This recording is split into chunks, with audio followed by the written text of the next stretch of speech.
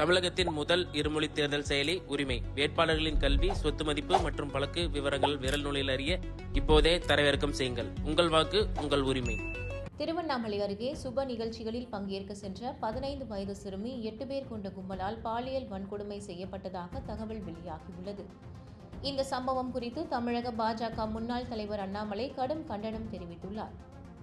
திருவண்ணாமலை மாவட்டம் செய்யாறு அருகே சுப நிகழ்ச்சிகளில் கலந்து கொள்ள வந்த காஞ்சிபுரத்தை சேர்ந்த 15 வயது சிறுமிக்கு கூட்டு பாலியல் வன்கொடுமை நடந்ததாக வந்துள்ள செய்தி மிகவும் அதிர்ச்சியும் கோபமும் அளிப்பதாகவும், இதுபோன்ற கொடூரங்கள் மீண்டும் மீண்டும் நடைபெறுவது திமுக அரசு சட்ட ஒழுங்கு தோல்விக்கு முழு சாட்சி என்றும் அண்ணாமலை தெரிவித்துள்ளார்.